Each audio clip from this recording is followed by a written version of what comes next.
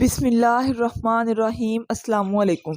ایسا ہو سکتا ہے کہ کچھ لوگ آپ کو پرہیزگار سمجھے اور دوسرے آپ کو فاسق سمجھیں اور کوئی آپ کو نافرمان گردانے، لیکن آپ خود کے بارے میں زیادہ جانتے ہیں۔ ایک ایسا راز جو آپ کے سوا کوئی نہیں جانتا، وہ آپ کے رب کے ساتھ آپ کے تعلق کا راز کتنا اور کیسا ہے۔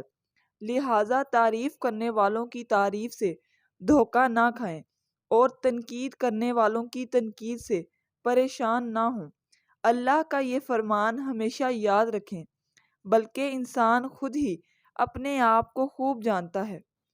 نیکی اخلاص کے ساتھ کرو، نہ کہ چھٹکارا پانے کے لیے، اور نفل کی پابندی تقرب الہی کے لیے کرو، نہ کہ عزت کروانے کے لیے، کیونکہ اطاعت کی ضرورت آپ کو ہے، نہ کہ آپ کے رب کو۔ وہ تو اس سے بے نیاز ہے۔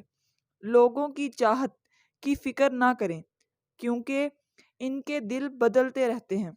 جو آج آپ سے محبت کے دعوے دار ہیں، کل آپ سے نفرت کر سکتے ہیں، اور آپ اپنی فکر اس بات پر رہنے دیں کہ لوگوں کے رب کی محبت آپ کو کیسے حاصل ہو، کیونکہ اگر وہ آپ سے محبت کرنے لگے گا تو وہ لوگوں کے دلوں میں آپ کے لیے الفت ڈال دے گا۔